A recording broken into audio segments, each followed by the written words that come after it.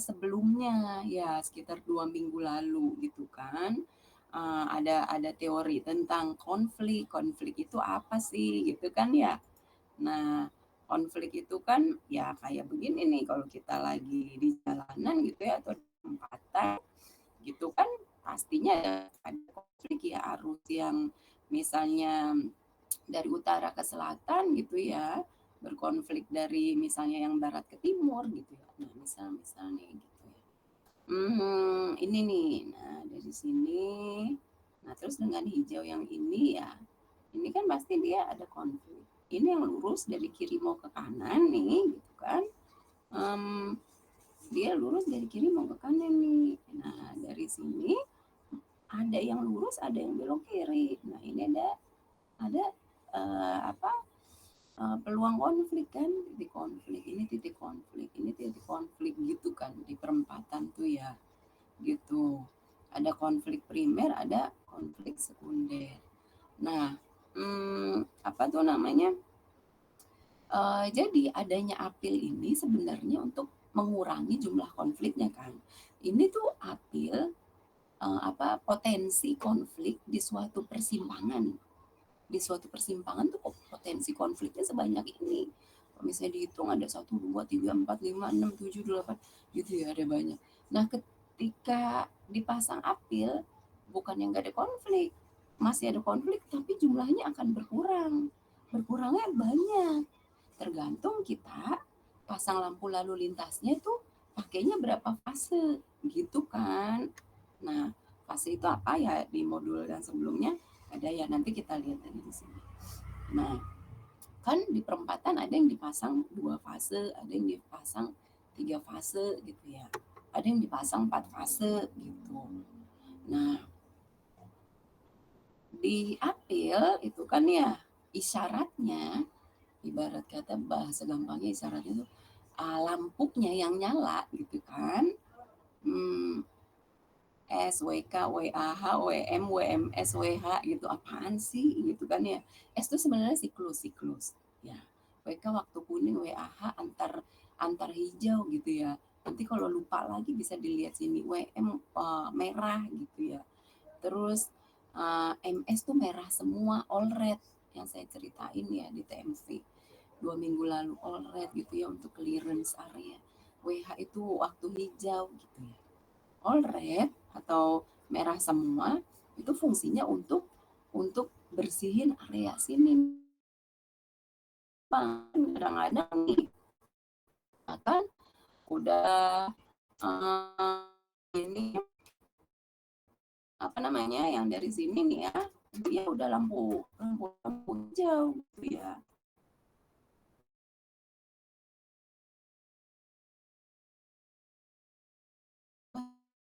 Kalau kasih lampu hijau pasti sebelah sini si tanggung nih di tengah-tengah simpang gitu ya. Sini hijau gitu ya. Ya ini bisa berkonflik sehingga memang harus dikasih polret semua kaki simpang merah dulu beberapa detik gitu ya untuk membersihkan area. Nah, ya. Hmm, jadi kan yang paling simpel tapi konfliknya paling tinggi, masih tinggi ya. Kita kasih 2 fase. Nah, nanti kalau 2 fase itu belum nggak cukup gitu kan ya. Kalau nggak cukup 2 fase itu, nanti teman-teman evaluasi apakah perlu hmm, arus yang belok kanan dipisahin. Ya, dipisahkan dengan arus lurus. Kan ini kan misalnya nih ya, dari atas mau ke bawah, kan ada yang mau lurus, ada belok kanan, ada belok kiri gitu ya. Nah, lurus ini dilepas nih warna hijau.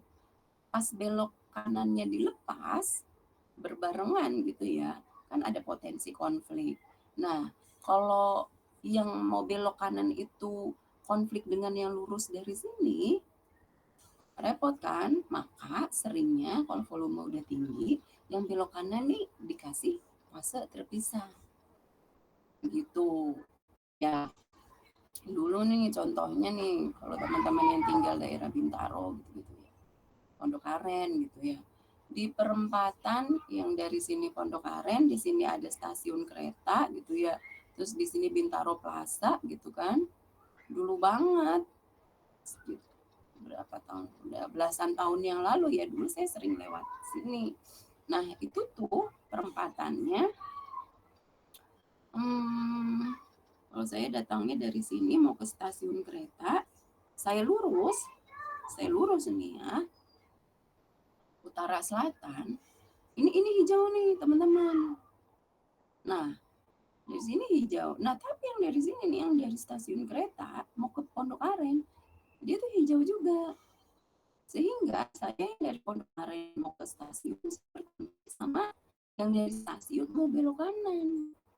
Itu dia. Nah, kalau ini perempatan sepi atau misalnya masih malam atau subuh, nah ketika udah orang buru-buru mau berangkat kerja kan, wah ini repot nih gitu ya. Nah, sehingga kalau udah padat harus belok kanan ya, dipisahkan ke fase lain. Tidak bisa lagi cuma 2 fase gitu ya. Itu dia. Ini ada note di bawahnya gitu ya. Kapan sih harus belok kanan? Baiknya dipisahkan gitu ya. Nah, nah ini waktu antar hijau gitu kan ya. Nilai normalnya nih tergantung dari ukuran simpangnya, tergantung dari lebar jalan. Nah, ini waktu normal antar hijaunya. Nah, ini tuh ada contoh persimpangan 4 ya, jalan A, jalan B gitu misalnya. Ini dikasih 2 fase. Oh ya, teman-teman ini saya nge-review aja ya, karena kan ini bab 5 ini teman-teman di minggu lalu udah ngerjain contoh soalnya, ya kan? Kalau udah ngerjain contoh soalnya kan pastinya teman-teman udah baca juga teori-teorinya. Cuma saya khawatir ada teman-teman yang karena sibuk kerja, pas saya bilang kerjain contoh soal, langsung dikerjain contoh soal tanpa baca dulu. Jadi ada yang nggak ngerti, AH itu apa gitu kan, S itu apa gitu ya, fase itu apa, ada yang langsung aja kerjain gitu ya, tulis tangan contoh soalnya. Maka saya review cepat aja nih teori-teorinya ya. Oke. Nah ini kan ada perempatan, contohnya dikasih 2 fase, coba kita lihat sama-sama ya. Fase pertama itu ya, utara, selatan, selatan, utara. Oke, yang dari atas nih. Ya, lampu hijau. Oke, ini di bawah lampu hijau. Maka ya kan barat timur timur barat lampu merah dong ya, warna merah ditutup. Ini warna merah ada tutup gitu ya. Nah, di fase 1 ini yang lurus lampu hijau, belok kirinya boleh, lampu hijau juga bersamaan dengan yang lurus, yang belok kanannya juga bersamaan dengan yang lurus, gitu kan? Nah, yang dari atas nih sama. Boleh lurus, boleh belok kanan, boleh belok kiri, bayangkan. Ini berarti masih ada konflik satu. Ini juga nih ya potensi konflik nih. Satu, dari sini ke sini 2 konflik tuh ya kan. Dari sini yang ini belok kanan, yang ini belok kiri bisa juga berkonflik. Gitu. Nah, ya, ini fase 1 urusannya utara selatan. Nah, pas utara selatan udah selesai nih lampu hijaunya ya kan, mau nggak mau gantian. Utara selatan ini lampu merah, gambarnya ada di fase 2. Lampu merah dia, maka dari sini ya kan lampu hijau nih, sama kayak tadi, lurus belok kiri belok kanan hijau. Nah ini juga lurus belok kiri belok kanan hijau. Nah ini kan gantian, yang dari atas ke bawah, bawah ke atas, lampu merah dulu gitu. Nah jadi kalau kita lihat, ketimbang gak dikasih apil nih, gak dikasih apil konfliknya banyak banget. Ketika dikasih apil 2 fase, konfliknya sudah turun. Gitu. Gitu ya. Nah, kalau yang gambar ini apa sih? Kalau gambar yang ini, itu nanti sebenarnya teman-teman biasanya kalau udah tahu, udah dihitung sampai ketemu durasinya, teman-teman gambar diagram fase. Diagram fase itu sebenarnya yang bagusnya adalah dilengkapi dengan angkanya, angka durasinya. Misalnya fase 1 ya, yang ini ya. Fase 1 hijau gitu ya. Nah, ini harusnya pas hijau ini ada tulisannya, misalnya 10 detik gitu. Nah, habis hijau di fase 1 ternyata dikasih kuning dulu. Nih dia nih kuningnya dikasih tahu nih misalnya 2 detik gitu ya.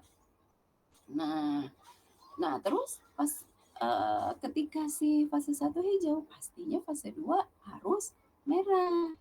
Ya, pas fase 1 kuning, fase 2 harusnya merah. Gitu kan? Nah, di sini dikasih all red nih, merah semua, gitu kan? Nah, coba lagi nih fase 1 nih. Hijau, kuning, all red ya. Ingat-ingat ya. Kalau yang idealnya ini ada tulisan durasinya. Kayak di modul saya yang minggu lalu ya. Nah, itu dia. Udah nih, hijau, kuning, all red gitu ya. Habis itu fase 1 tentunya merah. Nah, fase 1 merah, fase 2 hijau. Oke ya, dia merah, habis merah gitu ya. Fase 2-nya kan hijau, habis hijau dikasih kuning. Fase 2, habis kuning jangan lupa kan all red untuk clearance. Ya, maka di fase 1 ya pas dia hijau dan kuning fase 1 harus merah. All red ya semuanya sama-sama. Di semua fase all red gitu kan. Nah, itu dia. Terus habis itu udah nih fase 1 tadi ya hijau, kuning, all red, merah, all red ya dia hijau lagi. Habis itu dia kuning, habis itu dia all red. Ketika fase 1 hijau, kuning, all red, maka fase 2 merah. Gitu. Ya. Nah, ini ada S. Pasti S, cycle, siklus gitu ya. Nah, si PKJI ini teman-teman ya, hmm, gimana ya hal-hal penting yang perlu. Ini pasti sudah tahu semua ya. Namanya persimpangan bisa jadi simpang 3, simpang 4 ya, gitu kan. Nah, simpang itu kaki-kakinya atau approach-nya gitu ya, atau kaki-kakinya belum tentu semua tipe jalannya sama. Bisa jadi misalnya contoh, misalnya yang ini jalan mayornya ya. Jalan mayornya misalnya tipenya 42. Nah, jalan minornya bisa jadi tipenya 22. UD, TT gitu ya.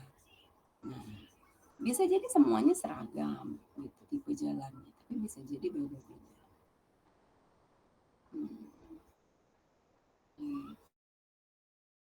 Terus lagi yang perlu teman-teman perhatikan, nah sama mau ruas mau simpang pada intinya ketika kita membicarakan kinerjanya ya kita berusaha mempertahankan kinerjanya. Salah satu parameter kinerjanya adalah derajat kejenuhan ya kan. Kita upayakan supaya derajat kejenuhan ruas ataupun simpang kita jangan sampai melebihi 0,85 gitu ya. Kalau udah deket-deket 0,85 ya itu teman-teman harus buru-buru siapkan aturan atau strategi apa nih yang mau saya ambil untuk membenahi simpang ini gitu ya. Oke. Nah, terus nih,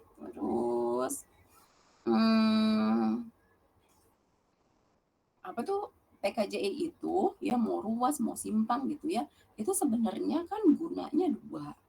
Yang pertama adalah mengevaluasi barang yang udah ada gitu ya, ruas yang udah ada, simpang yang udah ada itu dievaluasi kinerjanya gitu. Itu yang pertama, guna yang pertama. Guna yang kedua adalah misalnya buka yang baru baru gitu yang sama sekali belum ada. Nah, kalau sama sekali belum ada, ketika teman-teman mau pilih tipe mana nih yang paling ekonomis, ruasnya tipe apa yang paling ekonomis itu di PKJI ada ya. simpang pun begitu, ya. Pas teman-teman tuh mau bikin simpang yang baru, yang paling ekonomis itu bagaimana, gitu ya. Nah, ini bisa dilihat di tabel 12.7 atau gambar 12.24 gitu. Oke. Nah, ini kalau saya klik langsung loncat ke sana. Gitu ya. Nah, tapi di PKJ ini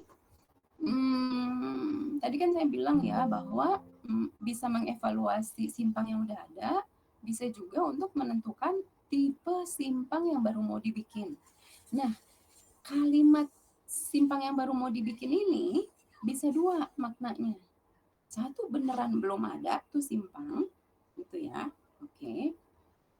Yang kedua, simpang yang udah lama tapi mau dirubah, ditingkatkan gitu ya. Sehingga tipenya gitu ya, tipe simpangnya mau dirubah juga. Oke. Itu dia. Terus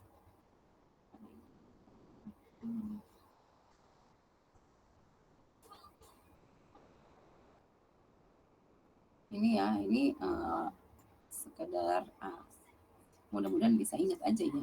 Angka kecelakaan lalu lintas pada simpang Apil itu diperkirakan sebesar 0,43 kecelakaan per 1 juta kendaraan. Dibandingkan dengan 0,60 pada simpang yang nggak pakai Apil, dan 0,30 pada bundaran. Ya, nah ini tuh sebenarnya angka ini belum dikinikan, ini masih data dari MKJI 97, di mana dulu ya sebelum tahun 2023 kita nggak punya PKJI, kita punyanya namanya MKJI 97. Itu tahun rilisnya tahun 97, di mana angka ini yang ditulis sama MKJI itu juga berdasarkan pada empirisnya dari negara maju, data-data dari negara maju, bukan dari Indonesia gitu ya. Barangkali kalau misalnya ada yang mau melakukan penelitian sebenarnya angka kecelakaan lalu lintas pada simpang Apil kalau di Indonesia berapa sih gitu ya, bisa jadi bukan ini. Karena ini sebenarnya salah satu celah nih, celah riset kita. Kenyataan bahwa angka ini tuh dari MKJI 97 yang didasarkan pada data negara maju, bukan dari negara Indonesia kita sendiri ya. Ibarat kata kita punya pedoman namanya PKJI, tapi angkanya plek-plek dari angka negara maju, gimana sih gitu kan. Nah, ini bisa nih buat penelitian atau apa itu namanya, skripsinya misalnya. Nah, kapasitas ya, ruas dikaji kapasitasnya, simpang juga dikaji kapasitasnya gitu ya. Nah, apa namanya, kapasitas sama seperti di ruas bisa pakai rumus kayak begini kan. Nah, tapi kalau teman-teman kerjain pakai formnya, diikut-ikuti step-step di formnya, endingnya ketemu juga kapasitasnya, gitu kan ya. Nah, di sini teman-teman harus diperhatikan ya bahwa mana ya, kemarin saya lupa mana yang wajib diperhatikan di sini. Oh, ini dia ya. Pendekat itu ada yang punya subpendekat. Sehingga nanti ngukur lebar efektifnya rada beda gitu. Ya, oke. Nih, misalnya nih ya. Contoh persimpangan yang ada subpendekatnya. Ini kan pendekat tuh kaki simpang ya. Ini kan salah satu kaki simpang nih. Nah, ini kan kaki simpangnya ya. Nah, dia untuk arus yang mau belok kanan, dia pisahkan. Ini kalau pendekat yang ideal nih ya, dia lahannya bagus gitu ya. Sehingga lajur belok kanan dia pisahkan ya, kasih begini nih kayak semacam median, dan di sini juga gitu kan ya. Sehingga orang-orang yang mau belok kanan dari ujung sini gitu ya, dia tahu bahwa dia harus memisahkan diri ke sini gitu ya. Nah, ini ideal banget juga karena ini nggak kelihatan sih untuk belok kiri. Ya, ini belok kanan gitu. Nah, Yang begini nih teman-teman nih sub pendekatnya gitu. Kenapa ini penting? Karena nanti endingnya mengukur lebar efektifnya beda. Nah ini ceritanya di simpang ini dia punya 3 fase. Ada fase A, ya, ada fase B, ada fase C. Coba kita lihat nih, kita perhatikan ya. Fase A itu yang dari bawah ke atas lampu hijau. Yang dari atas ke bawah nih lampu hijau juga. Nah, tapi yang mau belok kanannya itu fasenya dipisahin. Ya, ini ditutup nih. Jadi yang lampu hijau, yang mau lurus lampu hijau. Tapi mau belok kanan tunggu lampu merah dulu. Sehingga yang mau belok kanan nih jangan nabrak sama yang mau lurus. Gitu, teman-teman. Biasanya belok kiri sih, ada yang belok kiri jalan terus, ada yang belok kiri nunggu lampu. Nah, ini fase A-nya. Nah, terus habis gitu gimana? Ya kan? Nah, ternyata di fase B-nya tadi yang lurus gantian tuh. Dikasih lampu merah dulu. Tutup ya, yang mau lurus ya. Yang mau belok kanan, yang dari atas dan yang dari bawah dikasih lampu hijau tuh. Sehingga dia pas dia belok kanan aman gitu kan. Nah, jadi di sini ditutup juga, tutup juga. Gitu. Fase C ini gimana? Nah, tadi ini urusan atas bawah udah kelar ya. Berarti fase C adalah yang dari arah sini. Ya, ke kanan atau yang ke kiri. Lurus dia. Lurus, lampu hijau. Gitu. Yang lainnya semuanya dikasih lampu merah. Nah, ini contoh 3 fase. Ada juga yang 4 fase gitu ya. Nah, terus nih, teman-teman kalau pas di bagian sini, teman-teman yang harus diperhatikan adalah tipe pendekat sama lebar pendekat efektif ya. Nih, nanti kan sebenarnya nih bagian PKJI ini teman-teman tuh harus perhatikannya sekarang, ya kan?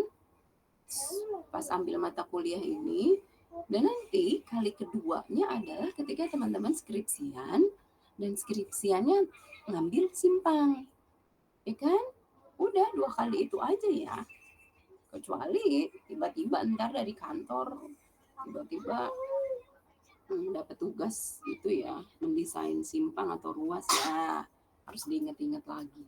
Tapi kalau kantornya nggak bukan mendesain gitu ya, misalnya kontraktor gitu kan, atau nggak pernah di jalan, misalnya kontraktor gedung terus, konsultan tapi gedung terus, mungkin nggak akan pernah ketemu lagi gitu ya sama urusan ini.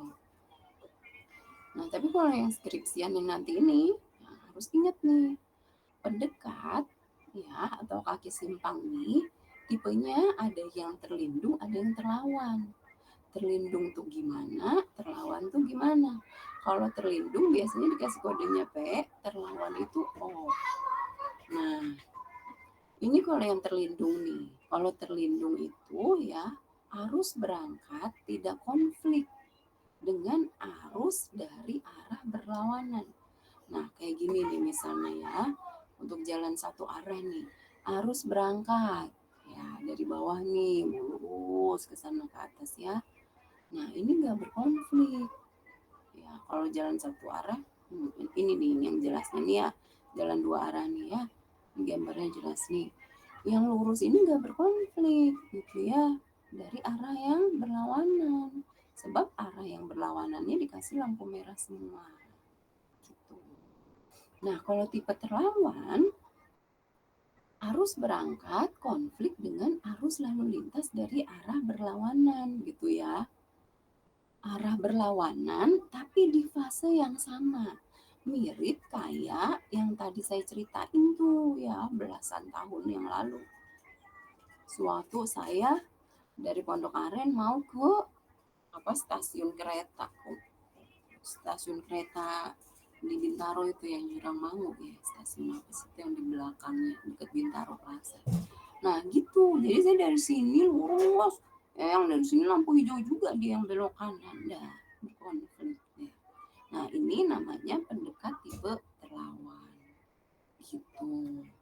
Ya, terus lanjut lagi nih, apalagi harus diperhatikan di area sini yang namanya lebar efektif. Nah, kadang-kadang pas di skripsian, lebar efektif salah. Lebar masuk, lebar keluar salah ngukurnya. Kalau yang udah ngerjain ya contoh soalnya ya, contoh soalnya itu pasti teman-teman udah ngeh mana lebar masuk, mana lebar keluar. Tapi kalau yang ngerjainnya cuman udah ngumpulin dulu dah yang penting gitu ya, belum sempet diperhatikan asal usul angkanya, mungkin masih bingung lebar masuk, lebar keluar. Nah, oke gini. Jadi ceritanya, kalau teman-teman harus bedain mana lebar masuk, mana lebar keluar gitu ya. Teman-teman begini, lihatnya nih ya, bayanginnya ya. Ini kan pendekat kita ini. Oke ya. Ini yang sebelah kiri pendekat dengan pulau lalu lintas. Pulaunya yang mana sih? Yang ini nih, nih, yang hampir ke segitiga ini pulaunya. Ini dia melindungi yang terus jangan semua lurus. Kayak begini,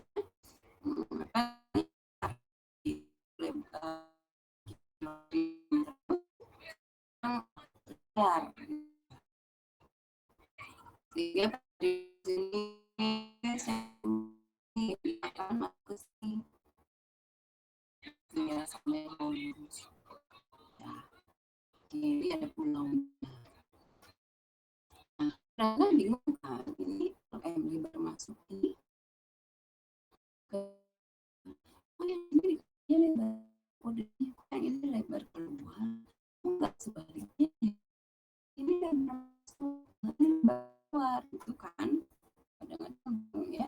Jadi caranya adalah untuk ngapalinnya teman-teman anggapnya teman-teman mobilnya jalan dari sini. Oke, di bawah sini ya. Kan kebetulan saya jalan nih. Di sini saya. Nih, dari bawah selatan ya. Mobilnya teman-teman nih jalan. Mobil saya jalan set dari sini. Nah, anggaplah ini pusat simpang ya. Di sini pusat simpang. Mobil saya jalan set. Mobil saya mau apa? Masuk ke pusat simpang. Maka ini lebar masuk. Ya, ini pusat simpang. Mobil saya mau masuk ke pusat simpang. Oke nih mobil saya sampai nih di pusat persimpangan nih. Ya, jalan kan. Mobil saya mau keluar dari pusat simpang. Itu. Maka yang ini disebut sebagai lebar keluarnya. Gitu. Oke. Nah, jadi kalau kondisi nggak ada pulaunya ya di sini untuk melindungi yang mau belok kiri gitu aja. Nah, apa sih antara yang pulaunya yang belok kiri jalan terus KIJT itu lebar belok kiri jalan terus lebih dari 2 meter ada yang gambar LBKIJT kurang dari meter. Kenapa? Ya, sebab nih, nih, ada kata sedikit.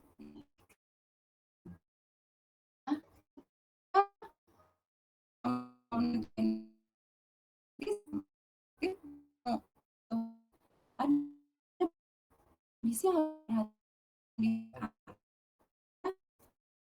kondisi A itu kalau pendapat punya pulau seperti ini kondisi A ya. Nah, sehingga LM-nya yang mana?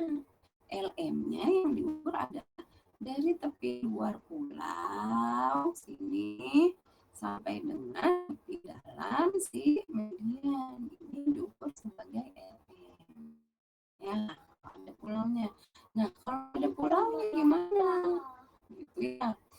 kalau nggak ada polarnya, kendaraan teman-teman yang mau belok kiri bisa jadi langsung ambil jalur kiri. Kalau kaki simpangnya memang gitu ya, terus kasih rambu ya, disahkan gitu ya, ambil kan kiri, langsung deh belok kiri jalan terus tanpa ngantri sama yang lurus. Nah tapi kalau di simpangnya sempit gitu ya, mau nggak mau tuh teman-teman tuh mau belok kiri aja tersendat sama yang mau lurus dulu gitu, karena antri deh jadinya gitu kan. Nah sehingga nih ini ya, kalau lebih dari 2 meter BJT-nya harus belok kiri, dapat bikin antrian sendiri tuh tadi.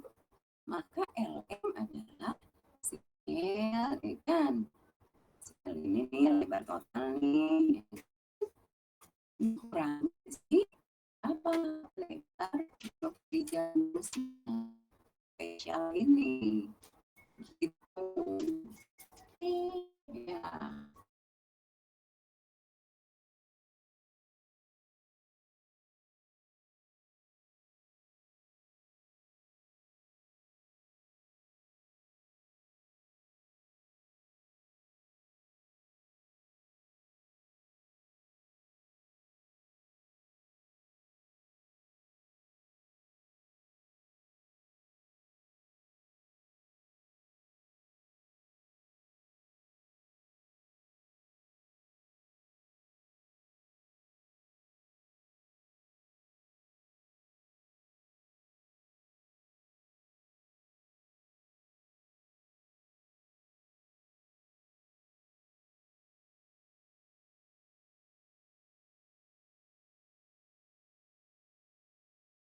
Sini bentar-bentar ya, ini gimana dong, lagi asik-asik ngomong ya? Makanya lagi asik-asik ngomong malah lost connection. Maaf ya, saya hilang sinyal tuh tadi tuh. Aduh, hilang sinyal nih. Aduh, saya hilang sinyal tadi nih. Udah kembali belum nih sinyalnya?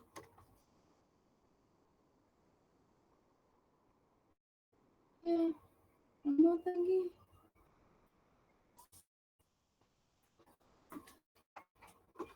Maaf ya, tadi saya kehilangan sinyal nih. Sinyalnya sempat mati nih.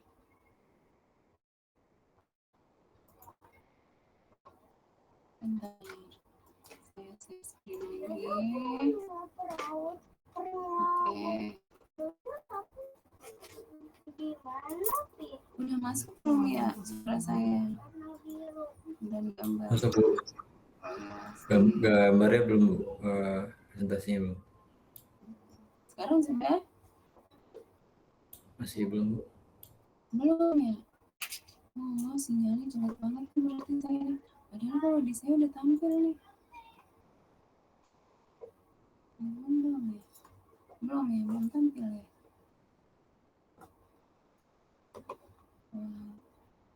Tampil belum sekarang share screen-nya? Sudah Bu. Oh sudah, sip, makasih ya. Kita tolong sambil di screenshot ya. Nah jadi lanjut lagi, ini nanti apa namanya, oh ya, treatmentnya nih nanti ya untuk perhitungan arusnya akan beda ya. Lebar efektif ketentuan seperti ini. Nah tadi kalau ada lebar lebar belok kiri jalurnya lebih meter, lebih dari sama dengan 2 meter gitu ya, si dia punya lajur spesial lah, lajur eksklusif gitu kan, sehingga yang mau belok kiri kan nggak perlu ngantri gitu ya. Maka lebar efektifnya ditetapkan sebagai berikut nih. Langkah A. Ya, langkah 1, teman-teman, arusnya nih si belok kiri jalan terus dikeluarin. Sehingga arus yang dihitung adalah cuman arus lurus sama arus belok kanan. Nah, sehingga rumus lebar efektif nggak berkaitan sih dengan masalah arus tadi ya.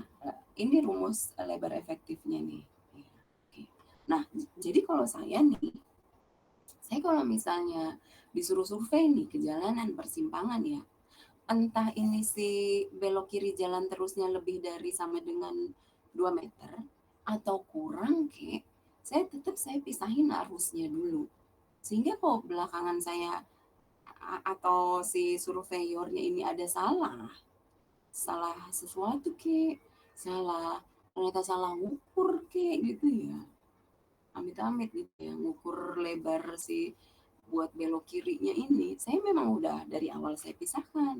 Jadi pas nyatet yang belok kiri berapa, catet tuh yang lurus berapa dicatat, yang belok kanan berapa dicatat. Jangan di total harus dari sini nih dicatat semua, yang lurus belok kanan belok kiri di total gitu, jangan khawatir kayak gitu ya, karena sini tuh dia punya lajur eksklusif lebih dari sama dengan 2 meter, harus belok kiri dicatat sendiri. Makanya di form ini kan juga ada ya, di form si perempatan ini ya, kaki simpang mana yang punya belok kiri jalan terus gitu kan. Nah itu, terus si arusnya angkanya dipisahin gitu. Nah terus langkah satu, langkah dua nih, ini masih urusan nih yang dia punya dedicated line nih ya, belok kirinya ya. Periksa LK. Ya kan LK itu apa? LK tadi ya. Apa namanya? Lebar keluarnya nih. Periksa lebar keluar hanya untuk pendekat tipe P. Ya kan? Nah, jadi kenapa tipe P atau tipe O? Kan tipe P tipe O yang di atas tuh ya, bawaan. Nah, ini langkah dua, suruh periksa LK kalau pendekatnya tipe P. Kalau pendekatnya L di LM dikali 1 dikurangi RBK. Udah tercari di sini ya. Apa namanya di area simbol singkatan-singkatan. Nah, maka lebar efektif ya sama dengan lebar keluar. Itu kalau kondisi ini terpenuhi. Tuh. Ya. Dan analisis penentuan waktu isyarat untuk penelitian ini didasarkan hanya bagian lalu lintas yang krusial. Oke. Ya. Nih. Jadi analisis penentuan waktu isyarat durasi merah kuning hijau untuk pendekat ini ya terpenuhi syarat ini ya. Kalau L sama dengan L ya, kalau kondisi ini gambaran ini, maka penentuan waktu isyaratnya merah kuning hijaunya hanya bagian lalu lintas yang lurus saja, yaitu arus lurus gitu.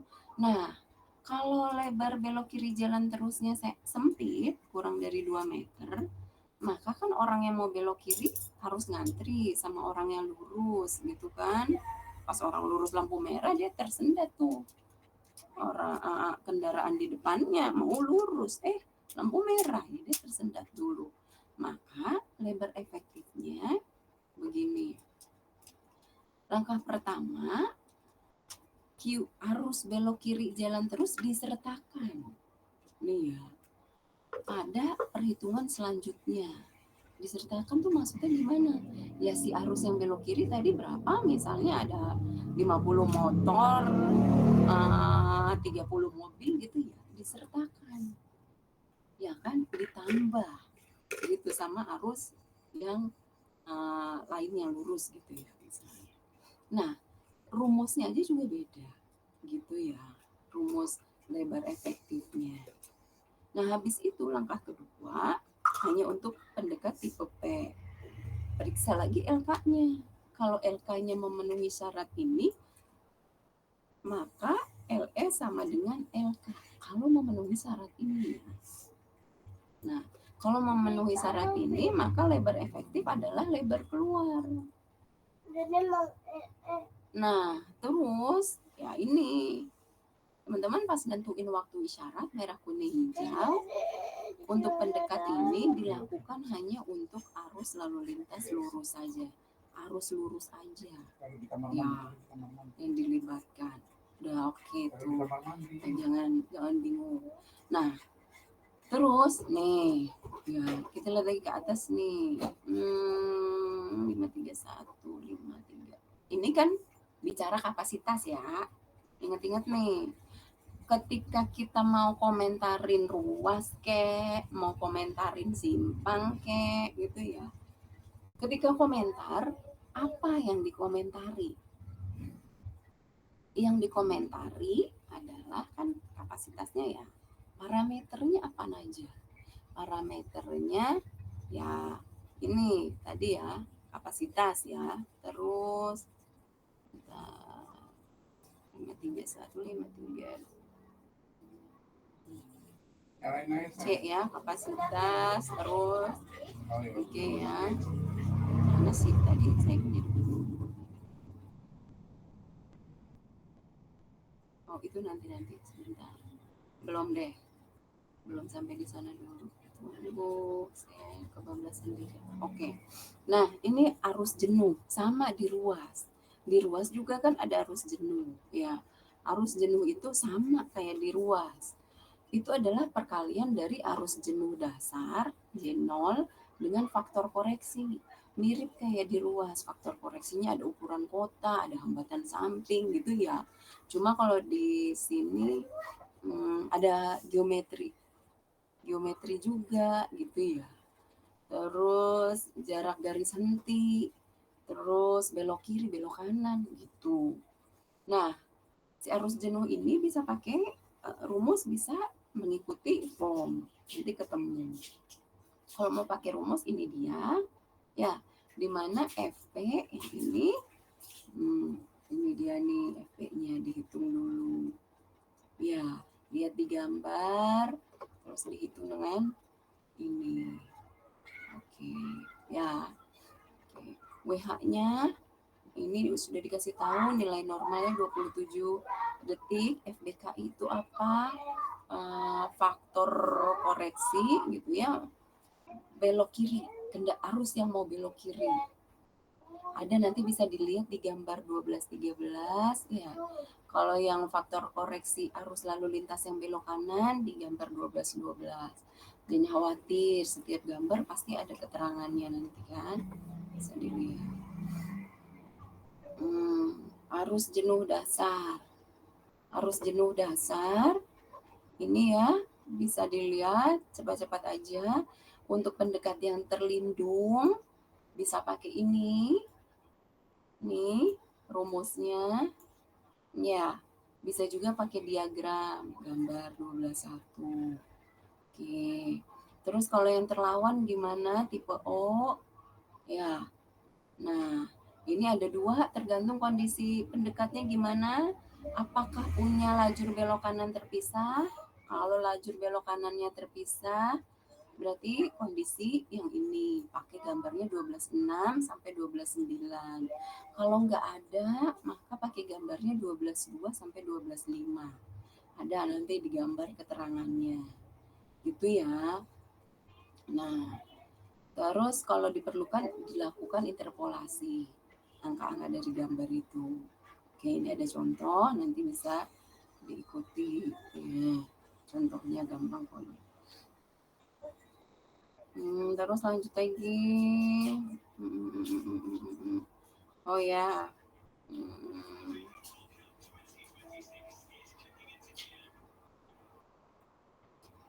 Ini ada arus jenuh yang telah disesuaikan. J aja. Ya. Tadi nilai J kan ditentukan dengan persamaan 54 ya di atas nih. Mana tuh 54. Nah, ini kan arus jenuh nih J nih. Ya kan? Nah, itu dapat J. Nah, terus tapi di sini ada arus jenuh yang telah disesuaikan. Ya. Kenapa? Ini nih alasannya. Kalau suatu pendekat punya isyarat hijau lebih dari satu fase. yang arus jenuhnya telah ditentukan secara terpisah. Nah, jadi yang begini ya. Kalau suatu pendekat punya isyarat hijau, lampu hijaunya lebih dari satu fase, maka arus jenuhnya disesuaikan, ya enggak? Ada satu, ada dua. Lampu isyarat hijau pada fase 1, isyarat hijau pada fase 2. Gitu. Kan kadang-kadang nih, ya. Gimana ya supaya gampang bayangin? Oke. Gini ya, ada satu kaki simpang gitu ya, siklus nih. Kan teman-teman udah tahu fase ya, udah tahu siklus ya. Siklus itu kan misalnya ya, dari lampu hijau sampai ketemu lampu hijau itu lagi. Nah, itu kan siklus. Kalau digambar nih tadi kan gini. Nanti kalau saya lupa sudah sampai halaman mana. Siklus itu tuh misal teman-teman lagi di kaki simpang sebelah selatan deh, misalnya ya, kendaraannya. Nah, berdiri sebagai surveyor deh, bukan sebagai kendaraan, sebagai surveyor berdiri di sebelah selatan. Lagi lampu hijau nih. Nah, sampai ketemu di selatan itu hijau lagi, gitu kan? Nah, itu kan siklus, gitu kan? Nah, kadang-kadang ada satu pendekat seperti itu tadi ya, pendekat selatan gitu ya, berisyarat dapat hijau pada kedua fase 1 dan fase 2 gitu. Nah, sehingga J-nya harus kombinasi fase 1, fase 2 gitu ya, pakai rumus yang ini gitu. Kurang lebihnya gitu ya. Nah, ada rasio arus terhadap arus jenuh. Ini tadi.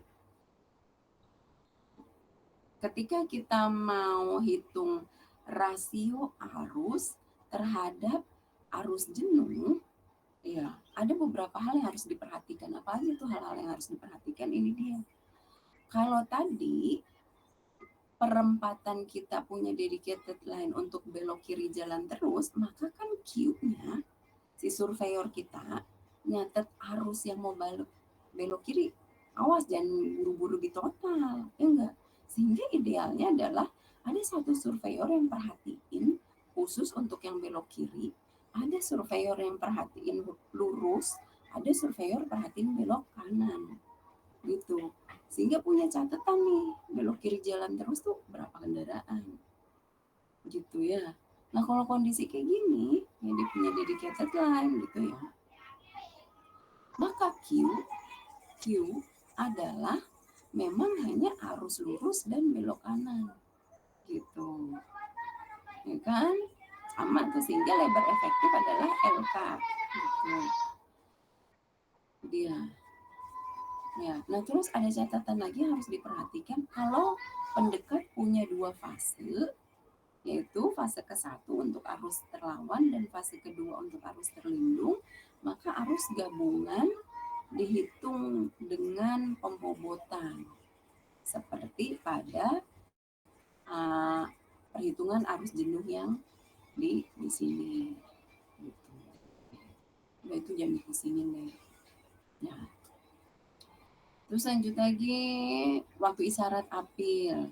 Pastinya ada all red, ada hijau hilang total. Apaan tuh? Kalau merah semua udah tahu, WMS ya, waktu merah semua sudah tahu, sudah diceritain tadi untuk clearance area tengah simpang. Nah, kalau waktu hijau hilang total, apaan itu waktu hijau hilang total? Jadi gini, ketika lagi lampu hijau ya di suatu pendekat, misalnya ini ya, ini ada KBR itu kendaraan berangkat. Oke, misalnya dari sini nih, ketika dia tadi lampu merah, terus lampu hijau. Ya, ketika lampu hijau kan nggak mungkin kendaraan langsung jalan ya. Ada yang paling depan bengong lah, apa ketiduran lah gitu ya. Atau yang paling depan terhalang sama kendaraan yang mau belok kiri pelan-pelan gitu kan. Sehingga lampu hijau tuh nggak efektif semuanya terpakai gitu ya. Ada beberapa detik tuh yang nggak kepake gara-gara tadi yang paling depan bengong lah atau yang paling depan terhambat sesuatu lah. Itu yang disebut WHH, waktu hijau hilang total gitu. Oke, itu dia ya. Apa itu LKBR? Bisa dilihat dari sini. LKBR itu lebar kendaraan berangkat gitu ya. Nih, lebar panjang lintasan keberangkatan, ya. Terus PKBR panjang kendaraan yang berangkat ini LKBR apa lintasan kendaraan yang berangkat. Ya, oke. Yang harus diperhatikan lagi. Ini ya tadi WHH ya, WHH waktu hijau yang hilang total itu adalah total dari waktu merah semua dan waktu kuning. Ini untuk menghitung siklus atau waktu siklus S ya. Terus ini rumusnya waktu siklus ya. Terus sebenarnya selain pakai rumus juga bisa pakai gambar ya, gambar 12, 14. Terus ini adalah waktu hijau, bisa pakai persamaan ini, hijau. Sebenarnya teman-teman si PKJ ini semua dasarnya dari Webster gitu ya. Jadi kalau misalnya ada skripsi yang mengatur durasi lampu lalu lintas dengan menggunakan dua metode dibandingkannya dia pilih PKJI sama Webster nggak akan terlalu jauh bedanya sebenarnya. Nah sama ya tadi ya ketika kita terima yang tadi saya sempat ketika kita komentari simpang mau komentari kinerjanya gitu. Simpang ini udah jelek, simpang ini masih bagus nih kinerjanya ya. Mau komentar seperti itu parameternya apa saja? Parameternya yang bisa dikomentari adalah yang satu arus ya Q, terus derajat kejenuhan sama kayak ruas derajat kejenuhannya berapa DJ gitu kan ya. Nah kalau di simpang ada tambahan lagi panjang antrian dan tundaan ya. Oke, kalau mau dilihat satu-satu, ya sama, ya mau di luas, jalan perkotaan, luar kota, mau di simpang gitu ya. Surveyor kita kan bawa oleh-oleh nih dari jalanan adalah satuannya kendaraan per, gitu ya, per 15 menit, kendaraan per jam, gitu ya. Oh iya, ingat-ingat ya, nanti pas mau turun ke jalan, teman-teman, saya kasih pesan download baca yang namanya pedoman traffic counting punya Indonesia, ada pedoman pencacahan lalu lintas gitu ya. Nah ketika teman-teman mau traffic counting, teman-teman tuh catatnya per 15 menit loh ya, bilang sama surveyornya per 15 menit, misalnya jam 7 sampai jam 7.15. Terus habis itu jam 7.15 ya jam 7.15 sampai jam 7.30. Habis itu jam 7.30 sampai jam 7.45. Walaupun endingnya nanti tetap di total dalam 1 jam. Tapi namanya traffic counting itu memang paling benar per 15 menit ada komentarnya. Jangan lupa, apalagi nanti kalau mau skripsian, kita wajib per 15 menit ya. Oke, kalau sekarang masih tugas track kali, kalau misalnya udah terlanjur, ya udah nggak apa-apa, tapi sih nggak boleh salah. Oke, data mentah 15 menit. Data mentahnya dilampirkan dan ditunjukkan.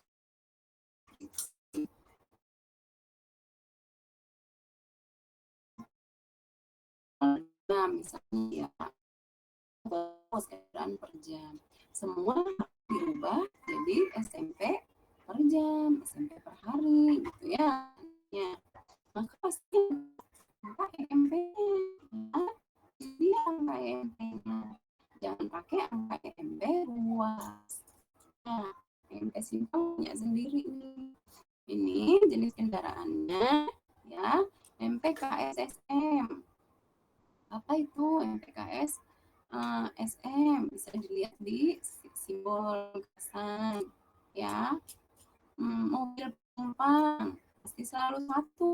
Kalau mobil penumpang mau di luas kayak perkotaan kayak luar kota kayak simpang kayak selalu satu. Kenapa selalu satu? Karena kita kalau lagi mengkaji kinerja, patokannya adalah mobil penumpang. Seberapa bebas sih mobil penumpang bisa jalan? Seberapa bebas sih mobil penumpang bisa memilih kecepatan yang diinginkan, gitu kan? Nah, patokannya selalu mobil penumpang. Jadi kendaraan-kendaraan yang lain diseolah-olahkan, dikonversikan seolah-olah dia mobil penumpang. Nah, kalau sepeda motor adalah ternyata 0,15 sama 0,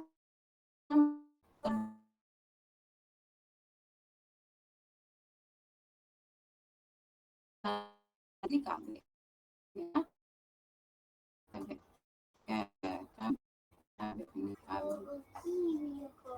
kendaraan berat ini. Ini salah satu hal yang harus direvisi nih. Ini setahu saya ini KB kendaraan berat ya. Sebab pas di contoh soal, contoh soal. Kalau di ruas ya, kalau di ruas perkotaan teman-teman nggak akan ketemu di PKJI ya. Kalau di MKJI ada angka EMP, coba nanti dicek ya, kecuali saya salah. Tapi seingat saya di PKJI angka EMP ruas perkotaan untuk kendaraan berat nggak ada. Karena PKJI sudah menganggap, ya ini salah satu perubahannya dari PKJI ke MKJI. PKJI itu menganggap di ruas jalan perkotaan nggak ada lagi truk berat. Truk kecil-kecil ya ada, truk berat nggak ada. Semua harus masuk tol, gitu. Tapi kalau di persimpangan ada. Maka saya rasa ini typo nih, ini KB. Gitu. Oke. Kalau kan masih banyak persimpangan-persimpangan kita, terutama yang di area industri gitu ya, dekat-dekat kawasan berikat gitu ya, kan masih banyak kendaraan berat, trailer, semi trailer gitu. Ya, coba ntar kita cek sama-sama. Nah, ini derajat kejenuhan. Derajat kejenuhan itu bisa dihitung pakai rumus ini. Ya, atau diikuti aja pakai formnya. Panjang antrian. Nah, kalau di kita lagi menganalisis simpang itu ada antrian yang harus kita perhatikan. Ya, ya, NQ jumlah rata-rata antrian kendaraan pada awal isyarat lampu hijau itu adalah NQ. Ya, dihitung sebagai jumlah kendaraan terhenti yang tersisa dari fase hijau sebelumnya ditambah dengan jumlah kendaraan SMP yang datang dan terhenti dalam antrian selama fase merah. NQ adalah NQ1, NQ2. NQ1-nya apa? Ini dia nih, NQ1-nya. Ya, jumlah kendaraan terhenti yang tersisa dari fase hijau sebelumnya. Yang tadi hijau, merah, nyantol deh dia, gitu kan. Terus NQ2 apa? Ini di NQ2. Sehingga NQ adalah NQ1 tambah NQ2. Nah, terus nih, ini diperhatikan. Kalau derajat kejenuhannya kurang dari sama dengan 0,5, maka NQ1 0. Kalau derajat kejenuhannya lebih dari 0,5, maka NQ1 dihitung. Begitu ya. Nah, setelah NQ1-nya dihitung, kalau derajat kejenuhannya lebih dari 0,5 ya, NQ1-nya dihitung, barulah bisa pakai rumus yang NQ ini. Ya. Nah, NQ1 bisa dihitung, bisa pakai gambar. NQ2 bisa pakai gambar. Panjang antrian. Ya, ini baru NQ-nya ya. NQ itu apa? Number jumlah kendaraan yang antri. Gitu ya. Oke. Nah, jadi panjang antriannya seberapa panjang gitu ya. Ini dia rumusnya seberapa panjang. Oke. Udah nih lanjut. Habis itu ada rasio kendaraan henti. Rasio kendaraan henti itu apa? Ini adalah rasio, yang namanya rasio itu pasti rasio kendaraan di kaki simpang yang harus berhenti akibat lampu merah sebelum melewati suatu simpang terhadap jumlah arus pada fase yang sama. Tuh. Nah, oke, ini rumusnya.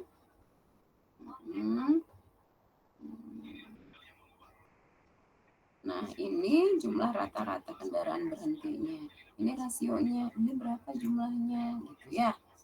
Habis masalah panjang antrian, rasionya, kita perlu tahu juga tundaannya.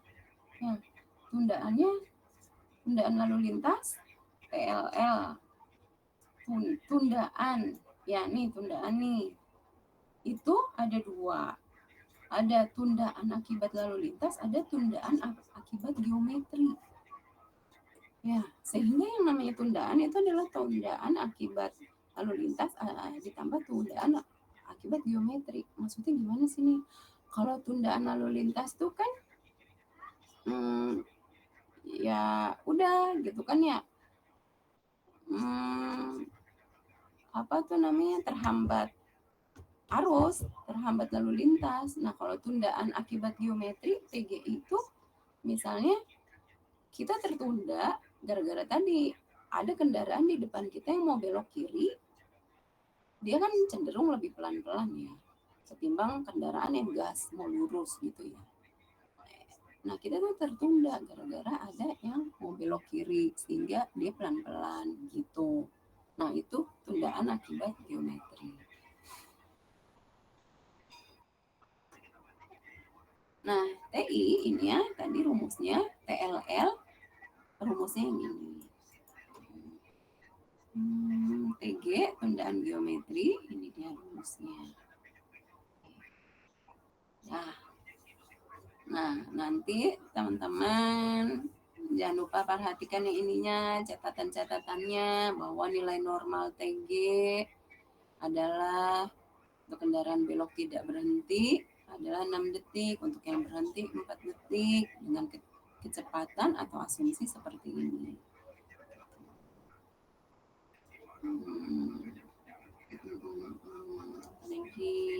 Ya, ini harus diingat-ingat derajat kejenuhan ketika kita itu bertugas memperhatikan kita itu yang punya wewenang terhadap ruas ataupun simpang, diperhatikan.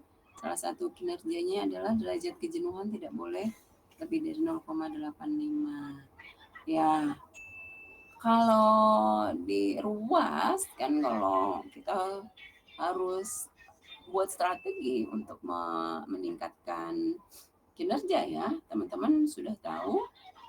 Misalnya hambatan sampingnya diberesin, nggak boleh ada orang dagang di pinggiran jalan, nggak boleh ada kendaraan parkir di badan jalan gitu kan ya kalau di ruas. Terus misalnya dijadikan one way kalau jalannya kecil kan ya. Kalau udah mentok banget semuanya, beberapa beberapa kebijakan digabung-gabungin juga nggak bisa meningkatkan, makanya udah dilebarin. Kalau di Simpang gimana? Kalau di Simpang coba fasenya, durasi lampu merah kuning hijaunya dirancang kembali gitu, dihitung lagi. Ya, sebelum dilebarin atau dibikin underpass atau flyover, coba diutak-atik masalah apilnya. Gitu ya. Nah, yang kesini ke bawah nih, teman-teman. Nih, teman-teman tuh ini berlaku juga buat ruas ya.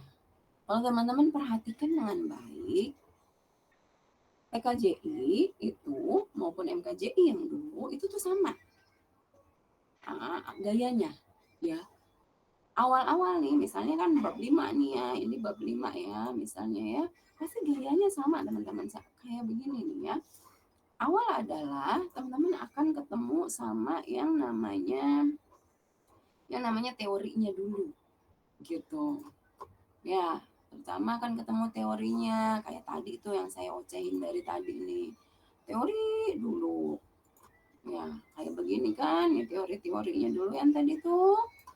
Setelah teori gitu kan, rumus-rumus, selanjutnya teman-teman akan masuk ke sini nih, prosedur perhitungan. Nah, sebenarnya prosedur perhitungan ini tuh guide untuk teman-teman ngerjain si formnya ya. Oke, ingat semua form, semua lampiran terpisah dari babnya. Oke ya. Simpang apil itu bab 5. Simpang apil itu bab 5, tapi lampiran dan formnya itu di bab 12. Gitu. Ya, kalau kita lihat nih di daftar isi ya, kalau MKJI dulu mah digabung, teman-teman. Habis teori, prosedur, form, teori, prosedur, form. Contoh soal gitu ya. Kalau sekarang enggak. Teori, prosedur gitu kan, prosedur, formnya di mana? Formnya itu jauh bener di bab 12. Ya, simpang apil. Nih, tuh di bab 12. Formulirnya nih 281. Nah, kalau teman-teman pas lagi baca prosedur, yang masih bingung cara ngerjain formnya, baca prosedur dan bacanya sekalimat, satu kalimat. Oke, coba kita lihat ya. Tadi ya, PKJ ini untuk mengevaluasi kondisi barang yang sudah beroperasi dan bisa juga untuk mendesain gitu. Nah, untuk simpang dengan apil ya ada 6 langkah utama. Ini 6 langkah nih. Langkah A, langkah B, langkah C, D, E, F. Apakah harus dikerjain semua sampai langkah F? Enggak tentu. Enggak pasti. Tergantung dari tujuan analisisnya. Nanti dibaca nih. Oke. Langkah A itu data masukan, data umum. Geometri, arus, hambatan samping. Miriplah kayak ruas. Iya. Langkah B itu isyarat. Langkah C itu menetapkan waktu isyarat dan kapasitas. Gitu. Nah, kalau teman-teman tujuan menganalisis simpang ini cuma sampai dapat nilai EN, sampai dapat nilai kapasitas, maka prosesnya harus sampai merumuskan luaran, sampai di langkah E. Ya, kalau tujuan menganalisis pakai PKJI ini menilai kinerja atau mendesain simpang yang baru atau simpang lama tapi mau dirubah bentuknya, ditingkatkan, maka cukup sampai langkah D. Nah tuh, ini kan nggak mesti kebablasan semua sampai langkah E. Kak, mas saya ini kalau lagi ujian mah nggak keluar ya. Saya akan buat ujian nggak keluar ini gitu ya. Cukup di tugasnya aja. Tapi di sebelum-sebelumnya ujian itu UAS keluar ini. Bayangin kalau harusnya cuma sampai langkah D teman-teman kebablasan sampai langkah F, kan itu kan sia-sia tenaga dan waktu gitu ya. Maka ini harus diperhatikan. Nah, langkah D itu menetapkan kinerja. Ya, oke, dapat nih di sini kinerja. Gitu. Nah, terus kayak gitu harus diperhatikan. Nah, yang tadi saya bilang baca sepenggal-sepenggal nanti ada di bawah. Saya kasih lihat ya. Ini sebenarnya diagram alirnya. Ini diagram alir untuk evaluasi. Ya, ini diagram alir untuk desain simpang baru atau simpang lama yang mau ditingkatkan. Ya, oke. Nah, ini nama-nama formulirnya. SA1, SA2 untuk data arus, SA3, SA4, SA5. Oke. Ya. Nah, gini nih cara baca. Nih, sebenarnya kan ini tadi ya formulirnya ada sampai SA5. A5, SA5 gitu ya. Nih, langkah 1 itu langkah A, menetapkan data masukan. Yang pertama, data masukannya itu data geometri. Pengaturan arus, kondisi lingkungan. Kata dia nih, gunakan formulir SA1. Oke, berarti pakailah formulir SA1 dulu ya, berarti yang ini dulu nih. Nah, terus bacanya sepenggal-sepenggal begini.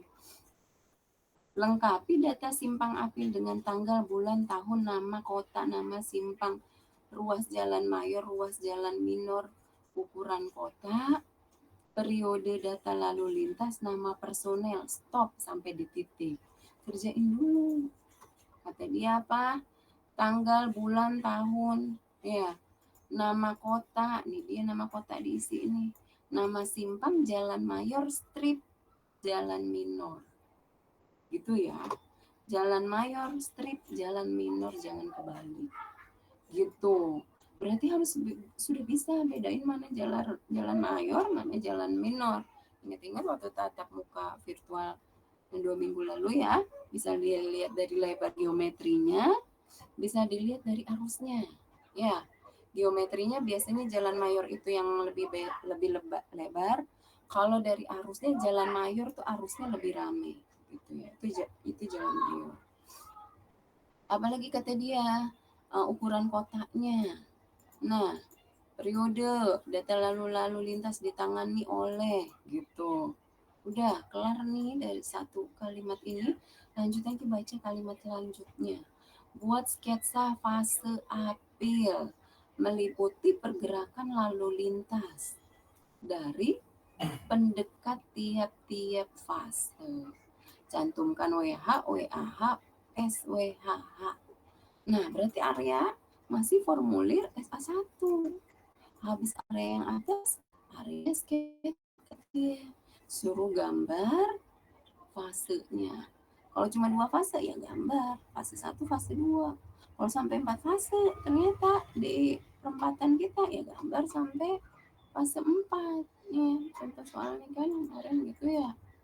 Nih, fase 1, oh dari sini lampu hijau, oh yang di sini tiga-tiganya lampu merah, fase 2 gitu. Udah. Terus lanjut lagi. Untuk pendekat yang melayani BKIJT, belok kiri jalan terus, beri keterangan pada pendekat tersebut dengan menuliskan BKIJT serta arah arusnya. Gitu ya. Ada nggak BKIJT jalan terus? Kalau di contoh soal ini ada loh ya, 1 ya. Kalau nggak salah ya, iya nih dari timur gitu kan. Dari timur ada belok kiri jalan terus. Ya, nih ditandain dulu nih yes gitu ya. Ada belok kiri jalan terus. Nah, sebenarnya sih idealnya belok kiri jalan terus. Udah gitu deh. Habis itu nih, tadi nih kalimat yang udah selesai, lanjut lagi ke kalimat selanjutnya. Buat sketsa geometri simpang apil, posisi pendekat, pulau, kalau ada pulaunya, kalau nggak ada ya jangan dibikin. Garis henti, marka, pembagi lajur, zebra cross kalau ada, penunjuk arah, minimal utara aja, lebar pendekat, pemberhentian kendaraan umum, akses sepanjang perdekat, panjang lajur yang terbatas, misalnya ada lajur khusus belok kanan enggak, lajur belok kirinya khusus apa enggak, gitu ya. Oke, berarti sketsanya yang ini lanjut dikerjain ya. Tadi kan ada median, misalnya kalau ada mediannya. Terus ada dedicated line enggak? Ada pulau apa enggak untuk yang belok kiri gitu. Belok kiri gitu ya dan seterusnya gitu ya. Oke, arah utara jangan lupa. Syukur kalau dilengkapin semuanya mata angin. Oke. Nah, udah kelar nih kalimat yang ini. Dalam sketsa geometri tuliskan ukuran lebar. Ya, ukuran lebarnya tulis L, terus LB, KIJT, LM, LK, gitu ya. Tuh kan, nih lebar-lebarnya harus dikasih tahu berapa lebarnya. Udah, terus habis itu ke kalimat selanjutnya, tuliskan data kondisi lingkungan, hambatan samping, kelandaian. Ya, jadi kalau di perkotaan, perempatan biasanya si kelandaian 0 ya, itu rata jalannya. Jarak ke kendaraan parkir pada tiap lengan pendekat, gitu ya. Berarti kemana yang ini nih kondisi lapangan. Ya, ini pendekat utara, selatan, timur, barat. Terus teman-teman tipe lingkungan jalannya ditulis komersial, area industri. Nih, dari mana sih Bu ini Komkim gitu ya. Yang ini nih. Kalau teman-teman nyari Komkim AT di bagian teori enggak ketemu. Ketemunya di sini nih ya, di prosedurnya. Iya. Kom itu area komersial, Kim itu permukiman, AT itu lahan dengan akses terbatas. Oke. Nah, terus masalah hambatan samping tinggi rendahnya, ya, itu juga teman-teman ada. Sini ya, ada gambarnya nggak ya? Coba nanti teman-teman cari, biasanya di lampiran kalau ada contoh gambarnya, gitu ya. Hambatan samping tinggi rendahnya gitu ya. Oke, salah, ini bukan lampiran. Oke, nanti lihat di lampiran ya. Atau ya kalau pasar berarti hambatan dekat pasar, hambatan sampingnya tinggi gitu ya. Oke, terus di sini tinggi sama rendah aja.